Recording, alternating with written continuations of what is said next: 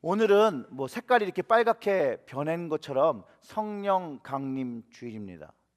성령이 불같이 불러오신 그것을 이제 기념하는 거죠. 성령 강림이 왜 중요한 것이며 이날을 기념하는 이유는 도대체 어디에 있는 것일까요? 오늘 성령 강림과 이 성령님의 사역을 대해서 조금 나누어 보고 좀 이 성오순절에 대해서 바른 이해를 정리하는 시간을 가져보려고 합니다. 성령님의 강림은 우연히 되어진 사건이 아닙니다. 예수님께서 분명히 하나님께서 약속하신 것을 너희에게 보내신다고 하셨는데 그 약속이 이 제자들과 그 사람들에게 이루어진 것이라는 것이죠. 성령님에 대해서 그 오신 것을 이해되기 위해서 조금 더 그 앞의 시간을 돌아가서 생각해 보면 예수님께서 부활하신 후에 제자들에게 이 부활의 증인이 되어야 한다고 말씀하시고 이렇게 말씀하셨습니다. 너희들은 이 모든 일의 증인이 볼지어다 내가 내 아버지께서 약속하신 것을 너희에게 보내리니 너희는 위로부터 능력으로 입혀질 때까지 이 성에 예루살렘에 머물라 하시니라. 이게 누가복음 24장 48절부터 49절, 그러니까 누가복음이 마감되는 그 부분에 기록되어 있는 말씀입니다. 이 예수님의 말씀을 기억하며 제자들이 모여서 기도하고 있을 때에 성령이 오시죠. 성령을 경험하게 됩니다. 성령이 오셔서 사람들이 경험한 그 특별한 경험을 하면서 교회가 형성되기 시작하고 복음을 전하는 전진 기지가 형성됩니다. 약속의 성령님이 오시는 것이 하나님께서 계획하신 것이라면 교회가 만들어지고 복음을 전하는 것에 있어서 하나님 뜻 안에서 예수님께서 제자들을 조금 더 조직화하고 구체적인 복음의 증인이라고 준비하신 그 다음 단계, 부활을 경험한 다음에 경험해야 되는 다음 단계라고 우리는 생각할 수 있습니다. 전도 2017 만민에게 복음을 전파하라. 이게 교회가 갖고 있는 주님이 주신 사명이라는 것이죠. 이것을 위해서 성령님이 오셨다라는 거예요. 그 성령이 오신 날 사람들이 첫 번째 경험한 것은 하늘에서 급하고 강한 바람 소리가 밖에서 나는 것을 들은 게 아니라 놀랍게도 안에서 그 소리를 듣습니다. 야, 이거 뭔가 좀 다른 일이 일어나고 있구나 라고 경험할 수 있는 일들이 일어났고, 두 번째로 일어난 일이 뭐냐면 불의 혀처럼 갈라지는 것들이 그들에게 보여 각 사람 위에 하나씩 임하였다라고 기록하고 있습니다. 그 다음에 세 번째로 일어난 현상이 다 성령의 충만함을 받고 성령이 말하게 하심을 따라 다른 언어들로 말하기 시작하였다라고 합니다. 이 성령의 인도하심을 따라 말한 것이 결국은 외부에 있는 사람들의 주목을 받게 되죠. 왜냐하면 신기하게도 갈릴리의 사람이 분명한데 자기 나라 말을 하고 있는 것을 듣게 되는 거죠. 그런데 또 그 와중에 자기 나라 말로 다 듣고 있는데 또 거기에 있는 어떤 사람들은 이들은 새 술에 취해서 말 같지 않은 소리를 한다라고 조롱하고 있다라고도 성경이 기록하고 있다라는 것이에요. 도대체 그날 무슨 일이 벌어졌길래 한 장소에서 일어난 일을 가지고 이렇게 각기 다른 모습으로 다른 경험으로 하고 있냐는 것이에요. 오순절 날에 분명한 한 가지가 있습니다. 뭐냐면 성령님이 임하셨는데 그 임한 성령님이 바로 하나님이라는 거예요. 구약 때부터 신약까지 이어지는 그 하나님께서 그날 그 사람들에게 임하셨다라는 거예요. 이 오순절에 그 사도행전 2장을 나중에 좀 잘 읽어보세요. 그 2장에 불같은 성령, 우리가 부흥에서 받는다는 그런 불같은 성령을 받은 것은 아닙니다. 불의 혀라고 적혀 있는데 그 불의 혀도 혀에 뭐가 불같이 일어난 그런 것이 아닙니다. 불의 혀라는 뜻하는 말을 이해하면 오늘 우리가 읽은 본문, 왜 바울이 죽을 수도 있는데도 불구하고 성령님의 인도하심을 받아서 사람들이 울며 그의 발목을 잡으며 그의 감정을 자극하는데도 불구하고 그것들을 다 뿌리치고 순종한 이유를 깨닫게 됩니다. 이 불의 혀라는 뜻은 우리 부흥 강사로 오셨던 이진희 목사님의 글을 좀 인용하며 아주 이거를 잘 표현하셨더라고요. 그분이 이렇게 얘기해요. 불의 혀라는 표현이 우리에게는 낯설다. 불에 무슨 혀가 있겠는가? 그러나 영어로 tongues of fire라는 표현은 유대 문헌에 아주 자주 등장한다. 모세가 10계명을 받을 때 시내산에서 하나님께 받을 때 하나님께서 불 가운데 임하셨다. 그날을 기념하는 날이 오순절인데 그 오순절날 성령이 임하면서 시내산에서 일어났던 것과 똑같은 현상이 일어났다. 바로 불꽃 모양을 한 모양이지만 각 사람에게 임하였던 바로 불의 혀는 하나님의 임재의 표현이었다. 즉 하나님의 임재가 있었다라는 거죠.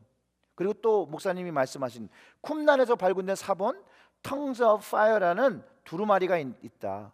하나님이 우림과 둠림을 통해서 대제사장에 말씀하실 때 tongues of fire가 임했다고 기록하고 있다. 똑같은 표현이 사도행전 2장에도 나오는데 불의 혀로 번역되어 있다.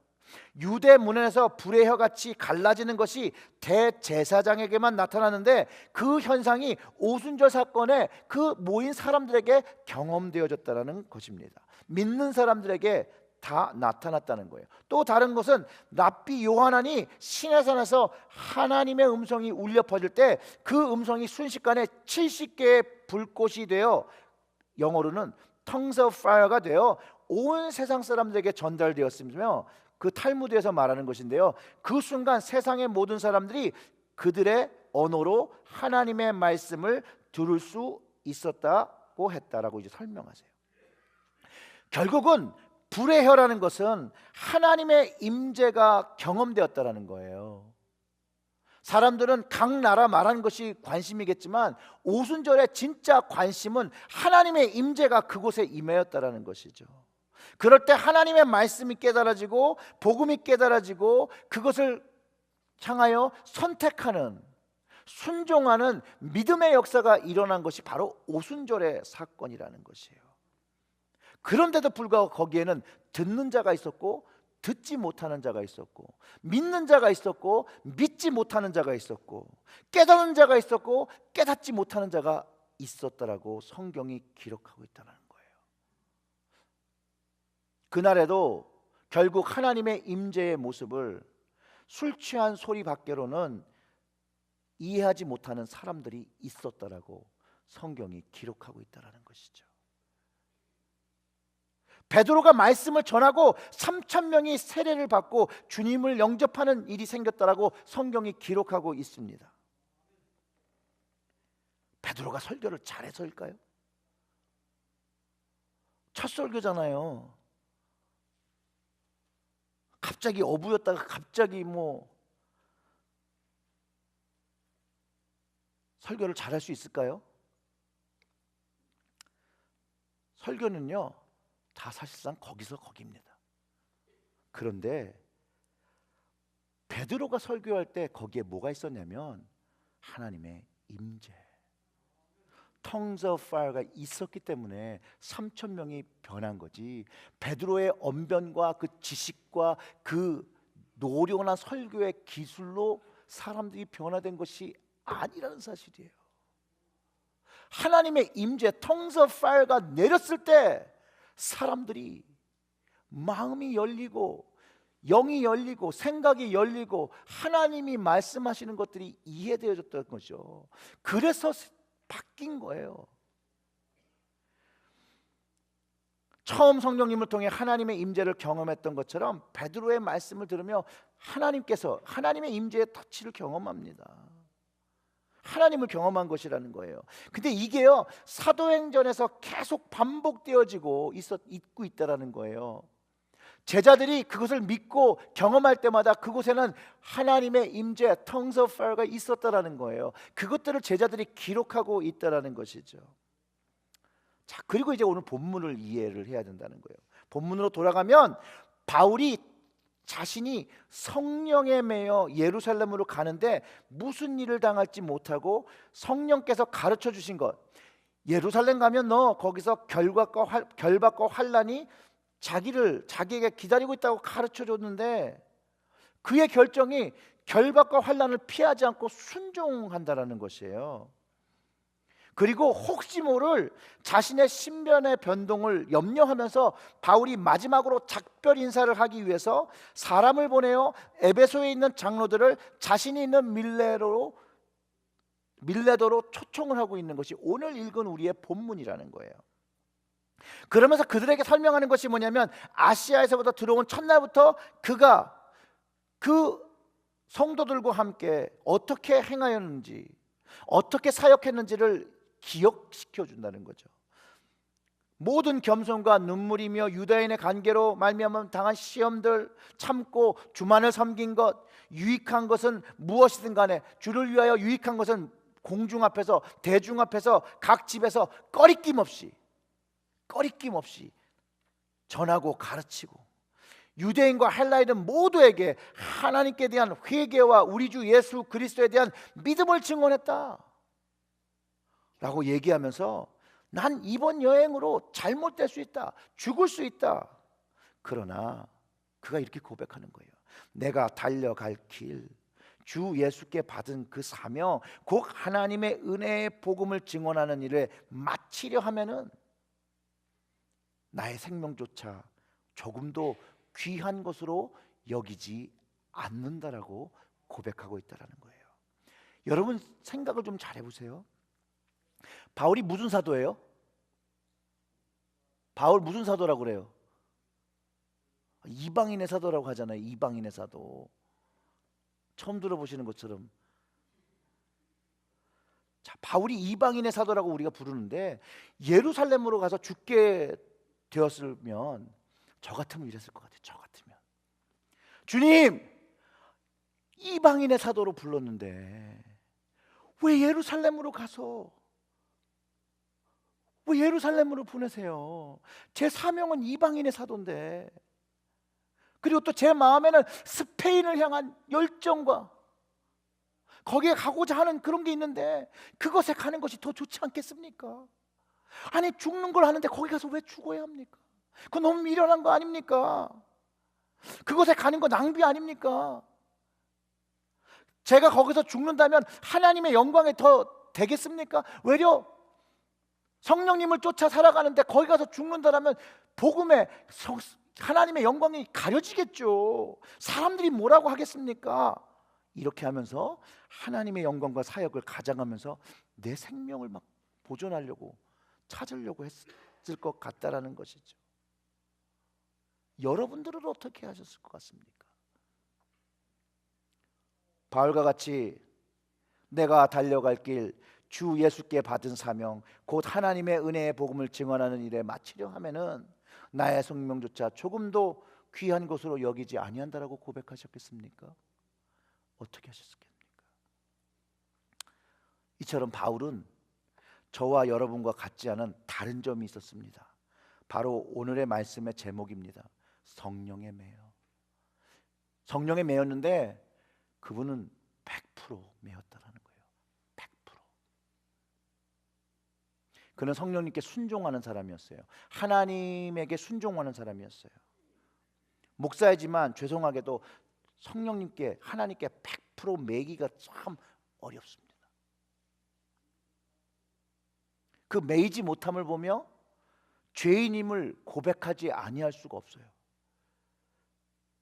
무한 반복의 회개를 하며 가슴을 치며 성령에 매이지 못하는 제 모습을 보며 회개하며 후회하죠. 그래서 더욱더 기도로 나아갈 수밖에 없고 말씀으로 나아갈 수밖에 없음을 계속해서 경험합니다. 왜냐하면 하나님의 임재, 불의 혀는 기도할 때, 오순절날 기도할 때 임했고요, 말씀을 선포하고 말씀을 들을 때 불의 혀가 임했던 것을 성경이 가르쳐주고 있습니다. 이번 수요일에도 나눴던 것처럼 디모데 4장 5절의 말씀이 하나님의 말씀과 기도로 거룩하여짐이라. 그렇기 때문에 말씀과 기도가 하나님의 임재를 경험하는 통로이자 현장임을 가르쳐주고 있다는 거예요. 근데 혼자 이거 개인적으로 못해요. 그래서 주님은 우리를 교회로 부르셨다는 거예요.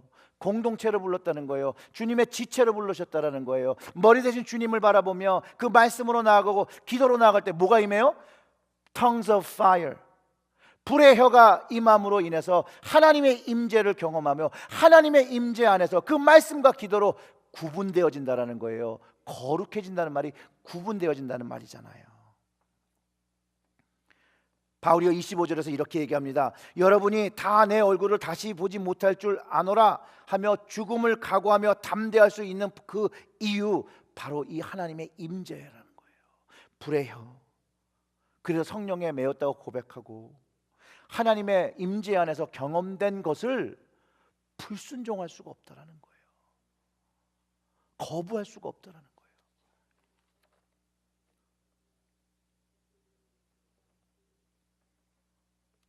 바울과 같은 사람은 아닙니다. 바울과 비교하자면 너무나도 부족한 사람이죠.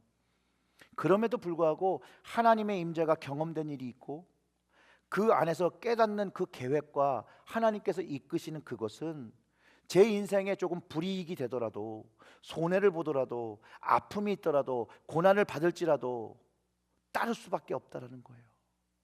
왜? 그건 하나님께서 원하시는 거니까. 예수님이 먼저 그 길을 보여주셨잖아요. 십자가는 고통이자 고난이자 환난이자 죽음이었는데 그 하나님의 임재를 너무나도 잘 아시는 그 주님은 그거를 순종하셨다는 거예요. 제자들이 또 바울이 그거를 경험하게 된 거죠. 깨닫게 된 거죠. 예수님의 제자들 또 바울을 포함해서 한 사람도 자기 생명을 살은 사람이 없습니다. 다 순교당했죠. 근데 이 순종하게 될 때 성령에 매일 때 순종한다라는 거예요. 최소한 그 순간에는 100% 성령님께 매일 때 순종이 일어난다는 것이죠. 저를 포함해서 우리의 전체의 삶과 날마다의 삶이 성령에 매여야 되는 것을 알죠. 근데 그게 잘 안 되죠. 그래서 부족함을 고백할 수밖에 없죠. 그래서 우리는 기도를 할 수밖에 없는 거예요.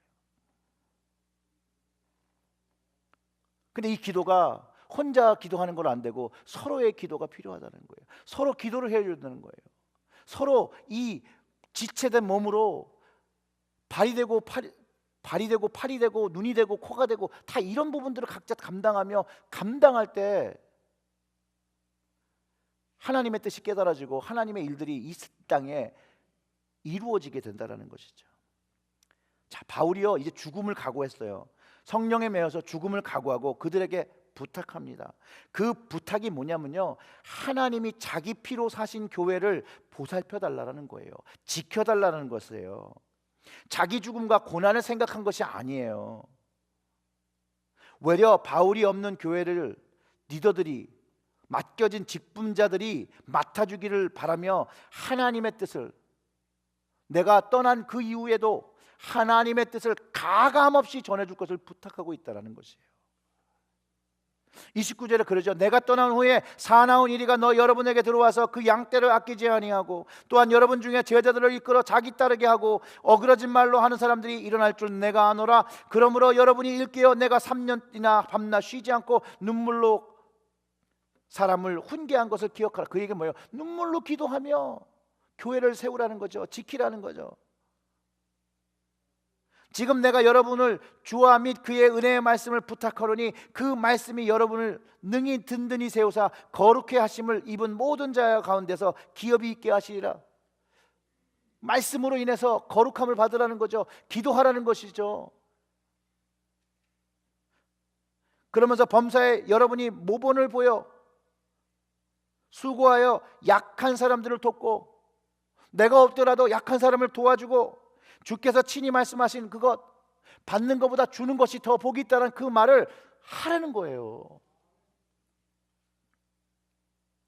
바울이요, 이 맡겨진 리더들을 못 믿어서 불러가지고, 야, 난 리더를 정말 못 믿겠다, 정말 이렇게 제발 해줘야 된다, 의심해서 부른 것이 아닙니다.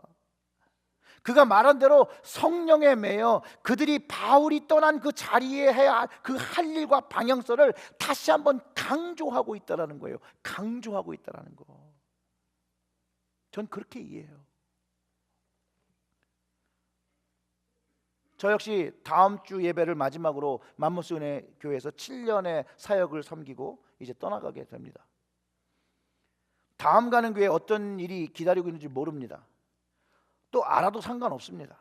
왜냐하면 늘 가는 교회마다 하나님께서 보내신 그 자리에는 하나님의 은혜도 있었고요, 어려움도 있었고요, 힘듦도 있었어요. 그러나 성령님의 인도하심이 늘 있었던 것, 그것을 알기에, 은혜가 있음을 알기에 그냥 맡기고 저는 가려고 합니다. 근데 우리 교회를 떠나가면서 기도할 때 한 가지 부탁하고 싶은 것, 바로 바울이 오늘 본문에서 말한 것이라는 거예요. 사랑하는 성도 여러분, 하나님이 자기 피로 사신 교회를 보살펴 주시기를 주님의 이름으로 축원합니다. 근데 이 교회를 지킬 수 있는 방법이 성령에 매이는 것 외에는 없다라는 것이에요. 성령에 매이기 위해는 말씀과 기도로 거룩해야 되는 것 외에는 없다라는 거예요. 그것을 함으로 인해서 교회를 부수려고 하는 이리들로부터 교회의 양들을 지켜야 된다는 거예요. 양떼를 아껴주셔야 된다는 거예요. 근데 이 양떼를 얻는데 내 세력을 만들려고 만드는 아낌이 아니라는 거예요. 나와 친한 모임을 만들려고 하는 그것이 아닌 거예요. 주님을 위한, 하나님을 위한, 하나님의 복음을 위한 교회를 세워야 된다는 것이에요. 그것이 성령에 매여서 하는 일이라는 것이에요.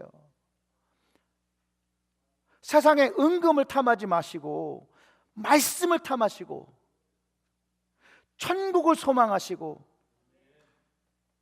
주님의 말씀을, 기도의 자리를 탐하시기를 주님의 이름으로 축원합니다. 그리고 세상에서는 그리스도인으로, 예수 믿는 사람으로, 믿는 자의 본이 되셔서 약한 사람을 도와주고 나누어주며 살아가시기를 주님의 이름으로 축원합니다. 주는 것이 받는 것보다 복이 있다라고 하잖아요. 주십시오. 좀 제발 좀 주십시오. 움켜쥐지 마시고 좀 주십시오. 성령에 매일 때 줄 수 있죠. 성령에 매이지 않으면 절대 줄 수가 없어요. 사랑하는 성도 여러분, 우리는 하나님의 선택을 얻은 하나된 하나님 나라의 백성입니다. 또한 제사장입니다. 아까 말했죠. 그 불의 혀는 대제사장들에만 임하는 것이었어요. 그것이 이제는 믿는 자에게 다 임하게 되는 것이에요. 성령에 매인 사람은 내 인생의 결정과 선택, 그리고 또 알지 못하는 미래에 부닥칠 때 무릎을 꿇는 사람이에요. 기도하는 사람이에요.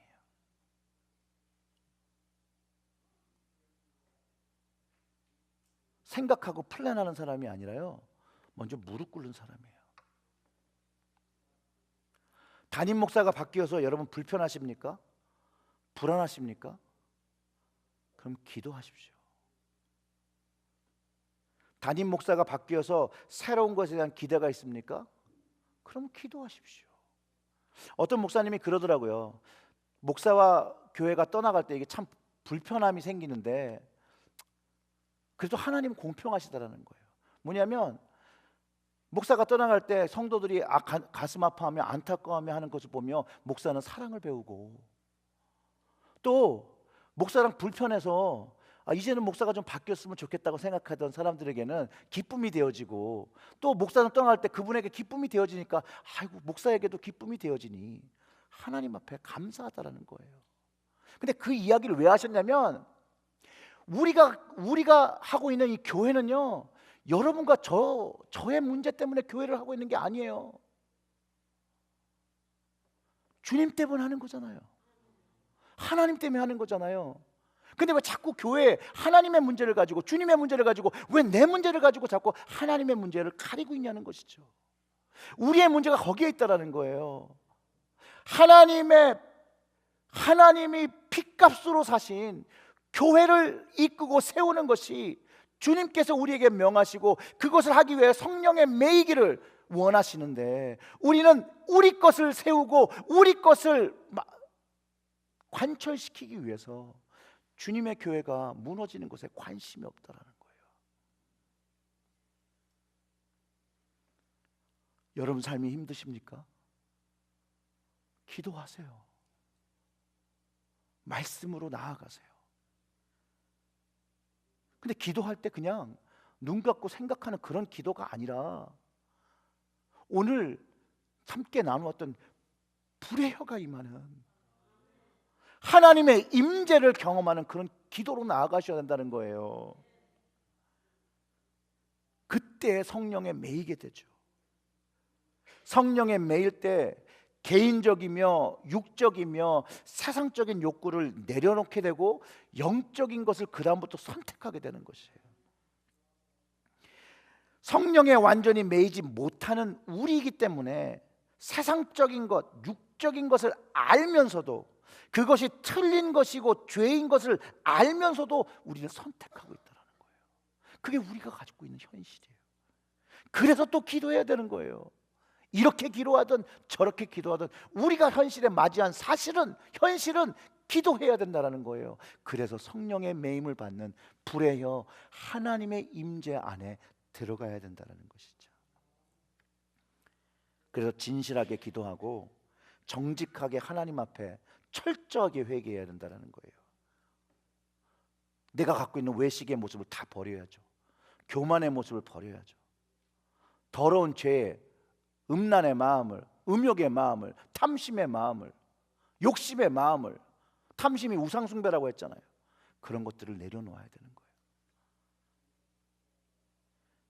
그리고 기도하면, 오늘 우리가 성찬으로 기념하겠지만 하나님의 용서를 경험하게 되는 거예요. 우리가 현재 가지고 있는 그것을 다 용서받게 되는 거예요. 그 용서받은 자리에 그 다음에 말씀으로 도배를 하는 거예요. 말씀으로 지워진 그곳을 다 말씀으로 도배를 해서, 이쪽을 봐도 말씀이고 이쪽을 봐도 말씀이고 이쪽을 봐도 말씀이고 돌아서 봐도 하나님의 말씀이 있을 때 우리는 성령에 매인다라는 거예요. 그런 도배하시는, 성령의 말씀으로 도배하시는 여러분 되시기를 주님의 이름으로 축원합니다. 사랑하는 성도 여러분, 성령에 꼭 매이시고요, 하나님의 핏값으로 산 여러분의 맘모스 은혜 교회를 이리로부터 지키시고, 우리의 이기심과 욕심으로부터 지키고, 맡겨진 양떼를 잘 보살피시기를 주님의 이름으로 축원합니다. 어떤 목사님이, 이건 어디서 들은지 모르겠는데, 어떤 목사님이 양떼에는 꼭 염소가 있어야 된대요. 왜 그런 줄 아세요? 양이 털이 뽀실뽀실해서 양끼리 같이 붙어 있으면 털이 엉켜서 뭉친대요. 그래서 염소를 넣는 거래요. 그래서 염소는 이렇게 치고 박는다네요. 그래서 양들이 모이면 자꾸 흩어 놓는다는 거예요. 우리의 교회가 건강하기 위해서는 염소도 필요하고 불편한 것도 필요하고 이리도 필요한 거예요. 그러나 함께 승리할 수 있다라는 거죠. 함께 만들어갈 수 있다라는 것이에요. 꼭 양 되시고 염소 되지 마시고, 하나님께서 우리에게 맡기신 하나님의 핏값으로 사신 교회를 우리가 각자의 자리에서 잘 세웠으면 좋겠습니다. 주님의 이름으로 축복합니다. 기도하겠습니다.